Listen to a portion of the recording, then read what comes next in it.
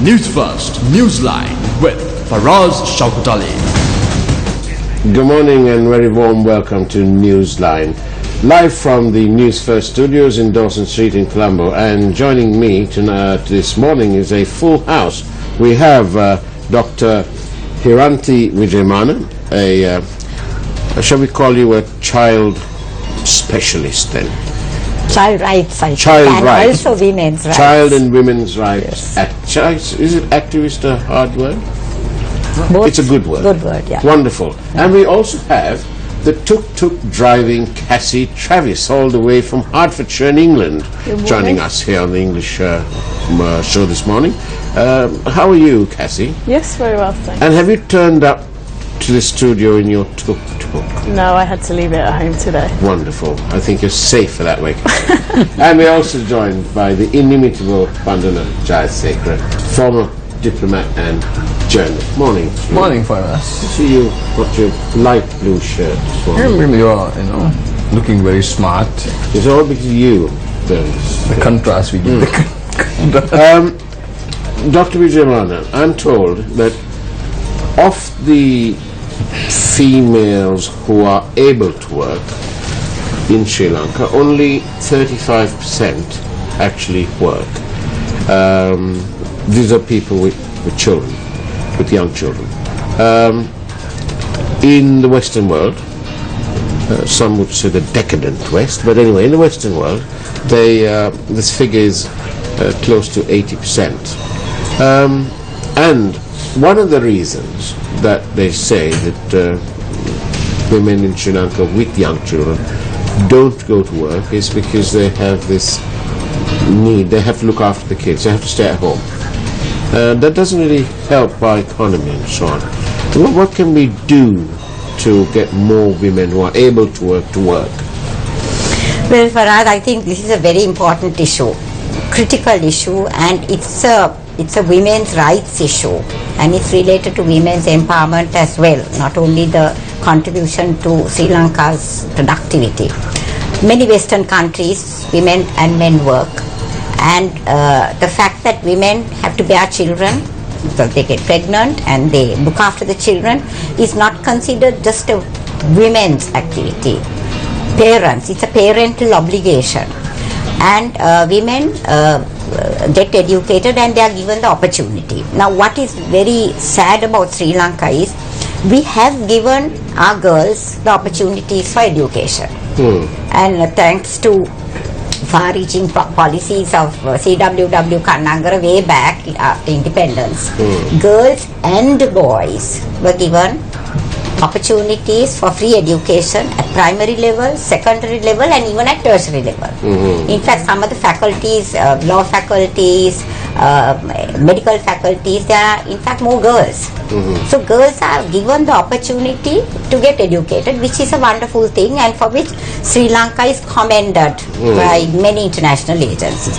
But what happens afterwards? Because marriage is an important thing in our society. It's also connected with culture, traditions. Girls get married, but when they are married and they bear children, it suddenly becomes only the woman's responsibility to look after the child. Well, we all know that children are not born only because of the woman. The father and the mother have to be responsible. And in this context, I think one big gap we have is that these wonderfully educated women whom we are producing, they need to be given far greater opportunities to be able to work and fulfill their maternal obligations. Would you, in that context, would you like to see the bigger companies leading the way by, for example, providing creches and childcare at the workplace? For sure. I mean, that is one very big thing the companies could do, because there is also this tendency to feel that now we have taken this woman on, she gets pregnant, it becomes a nuisance having a woman who's pregnant and we can't give her leave. and all these kind of very gender derogatory kinds of attitudes do still prevail. Now we need to get out of And that. unfortunately, we boast saying that the first female prime minister was Yes. from Sri Lanka. We boast about that, but nothing happens. That's right. Because actually our economy to a large extent is dependent on women. The women in the tea plantations. The women who go to migrate for work. There are so many groups of women who are actually, and the girls in the garment industry. But that's not enough. I think we need to treat our women equal to men and realize that child bearing and child care is a joint parental obligation. So we must have a system which enables a woman when she has a child to be able to not only work but also care for. The law in Sri Lanka, does it provide for a certain compulsory period of maternity leave? Well, maternity leave is there, and that also sometimes because of attitudinal problems go against women, because there are, I'm sorry to say this, but there are people who will say, well, you know, we have these women working for us, and when they get pregnant we have to give them maternity leave. This is a very, very negative attitude, because children are such an important part of our But it's sad that they forget the mother who gave birth to them. These are the very people. Yes. Now Cassie will be able to perhaps confirm this. In the United Kingdom, we don't have only maternity leave. We have something called paternity leave. Yes. So even the father can take time off. I was sent off to breathing lessons along with my wife before the birth of my son. I thought it was wonderful.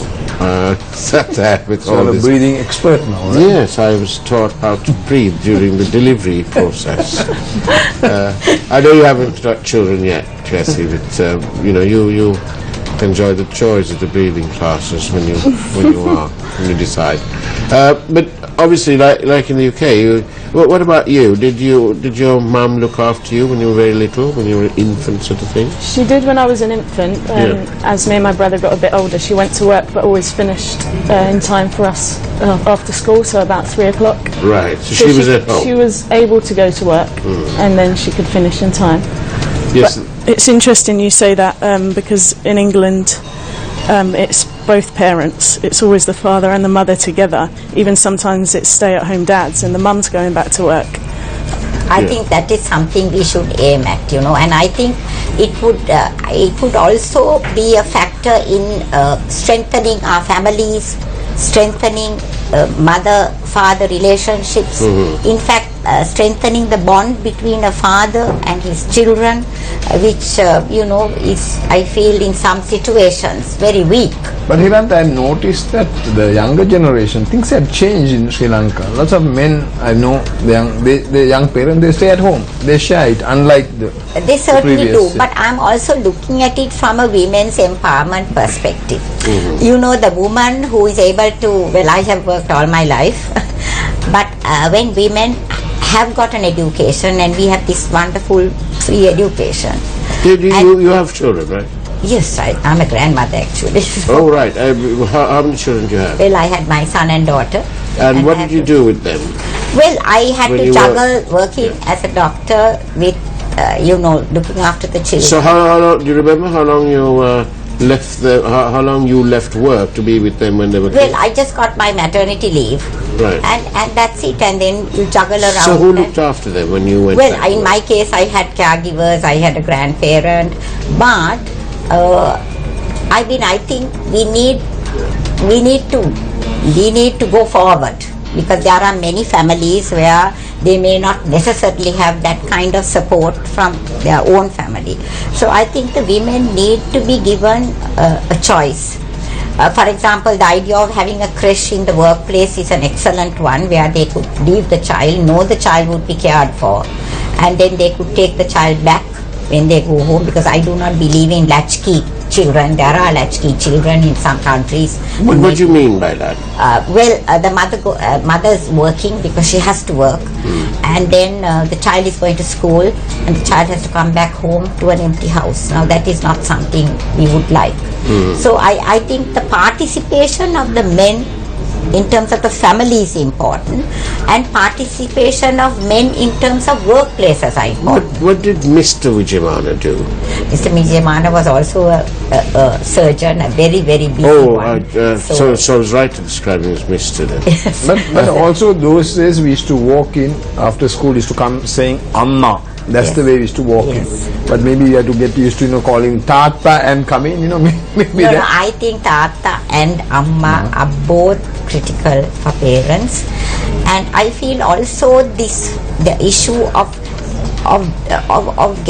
unleashing the potential that our women have. Now, it's very sad when women have got a education, they have certain talents, accomplishments, and then because there are no facilities for them, a creche, like you say, a daycare center where they know their child will be safe, they have to then give up this investment made, maybe even by the state, by their parents, to get an education, to have some accomplishment. And it's also interesting now, talk of Cassie. Yes. Here is who has bought a tuk-tuk in Sri Lanka, got a license, and she's going to ride round Sri Lanka.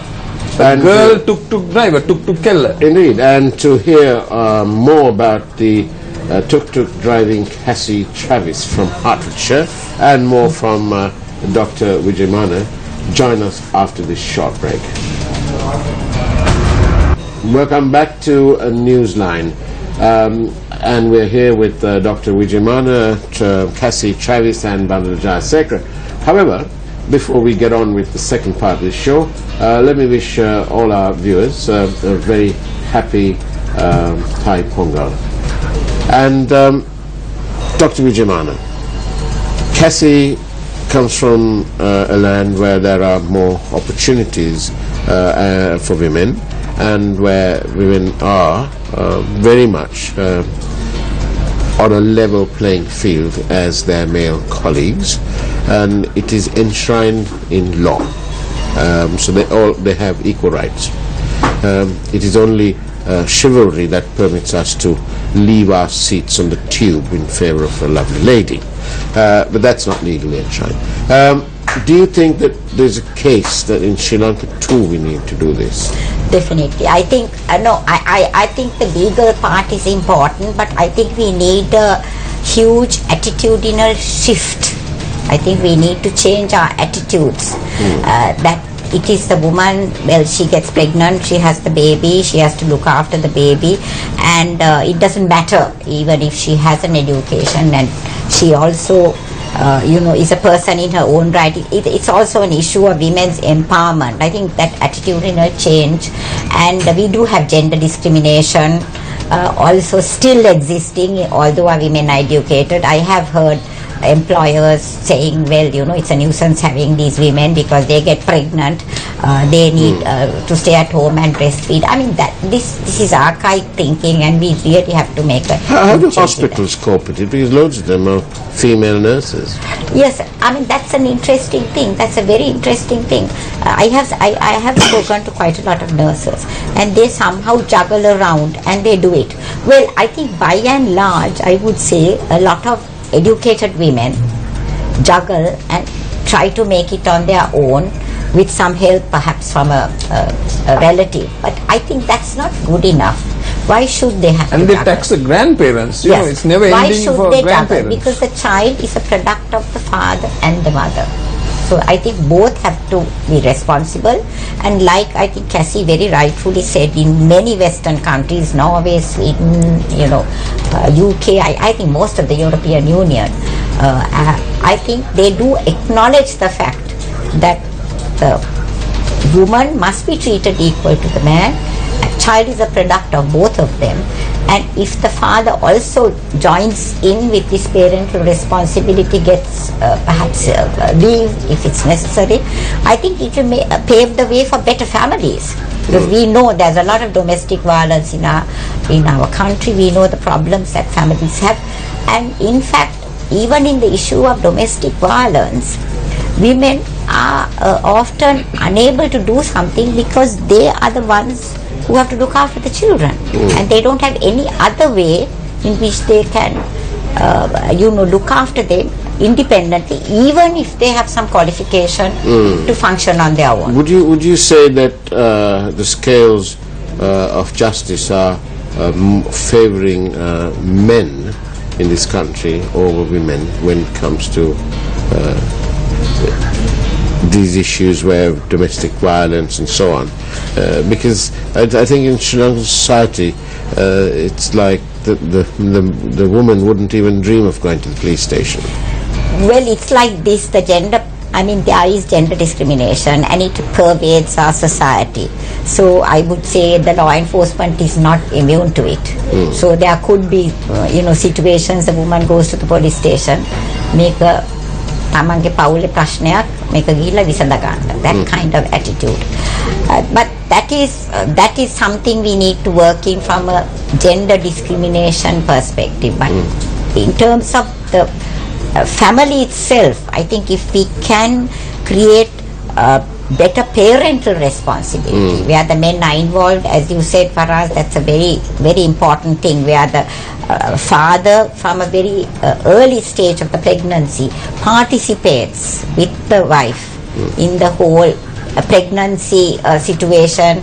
Then even when in childbirth in many countries, and actually it's beginning in Sri Lanka as well, the father is present at that. So the bonding takes place from early age. Yeah, but whilst we discuss these issues, but during the latest Golden Globe, we realized that in Hollywood and Bollywood, the female actors, they are fighting for equal pay in filming. So the men get paid higher than the women. So that's really came out even the Western society. Well, let's ask Cassie. Cassie, you worked for one of Sri Lanka's larger companies before you reverted to being a tourist, and you're embarking on this wonderful idea of touring Sri Lanka in your tuk-tuk. Starting 4th of February. And viewers, this must be the only owner of a tuk-tuk who has comprehensive insurance cover.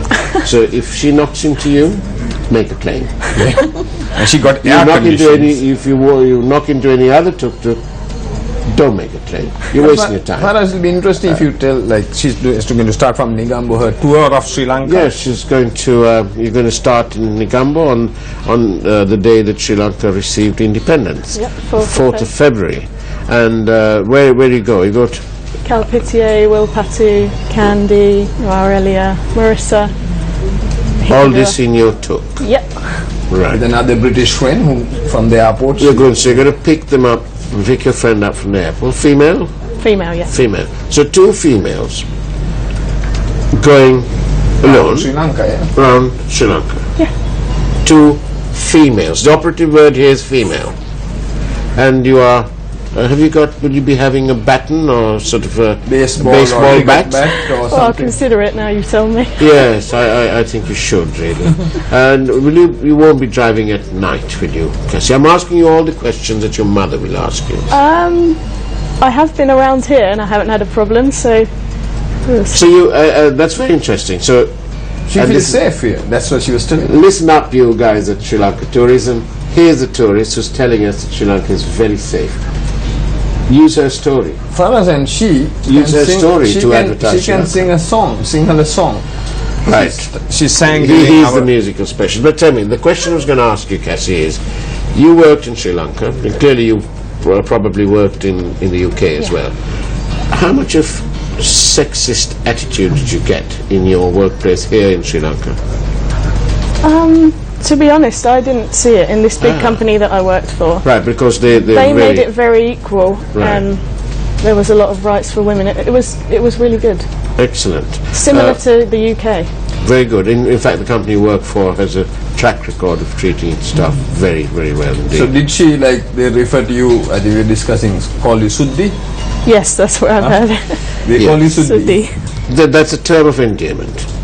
It's not really, but it can be constitutes Indian. No, but again, Very special. No, but again, for us, like we are not called. We might be called as Asian. Nobody will say we are Kalua.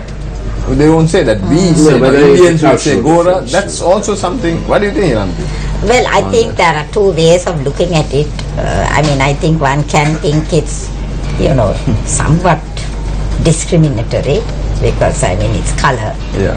On the other hand, maybe it's some kind of endearing kind of comment. Yes, it's a personal perception. Yeah. But I myself am not really happy with Right. calling You're someone probably because- from the old school. Yeah, maybe. Yes. So what do you think? They should have referred to her as Miss Cassie. Oh, foreigner. Cassie. yeah. Cassie. Foreign national. Yeah, something like that. Because I mean, maybe I'm a little bit conscious of this color thing because I have been, the length and breadth of this country, and I have seen in sometimes even in villages, in simple families, they would say, "Mage duwa nang hari kalu, e puta nang sudu," and I say, what is this? This is idiotic kind of thing, this color business. Well, you're right. I went to the prison system soon after the tsunami to help with a lady. The wife of a leading industrialist in this country, and she collected some money and she's going to the prison because you have children in prison. The mum and the dad are both in the prison system, so the infants are with them. Anyway, there was this young girl who shouldn't have been in prison, but the magistrate had nowhere to send her. Anyway, she met the wife of this industrialist. She was very fair in her skin, and she said, "Have you got any children?" And so she said, "Yes, of course."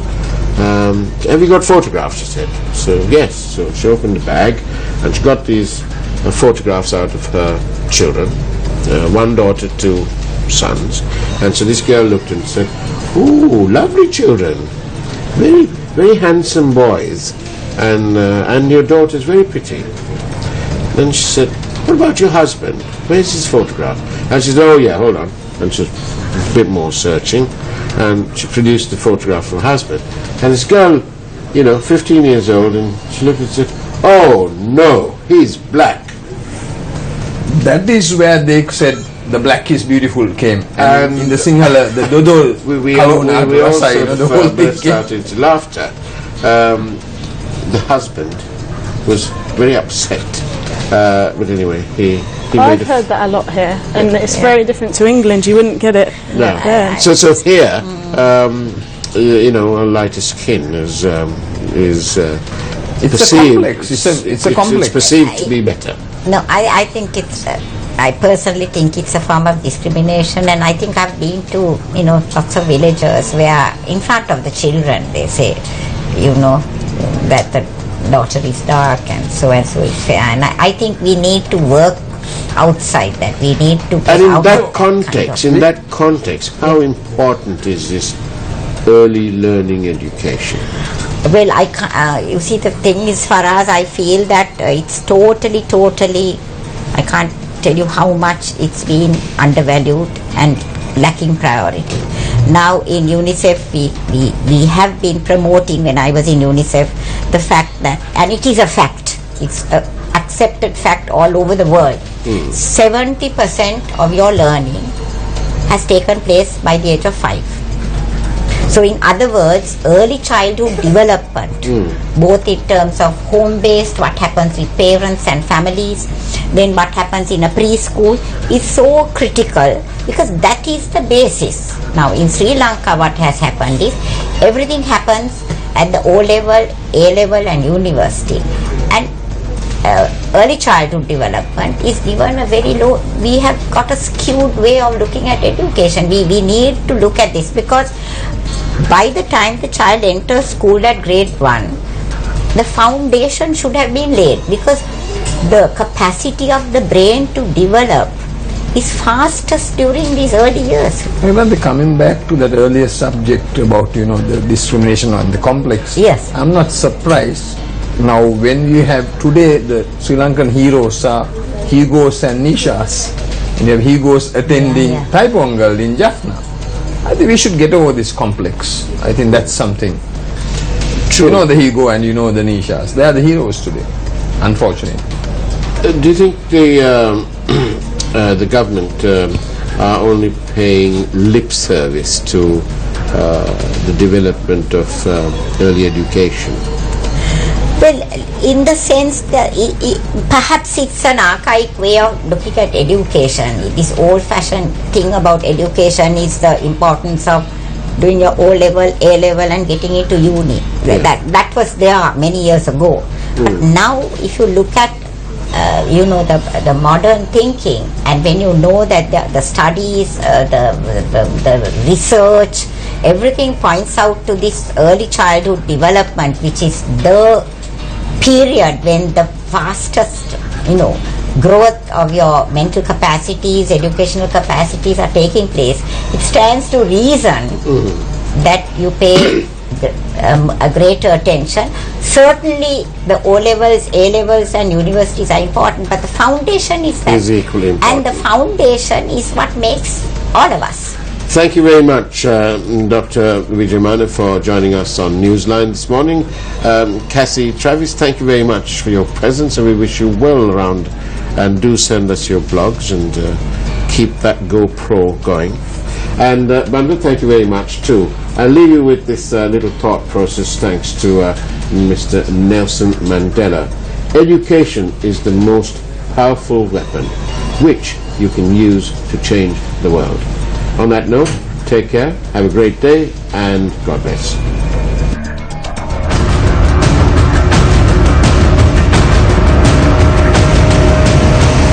Newsfirst Newsline with Faraz Shaukut Ali.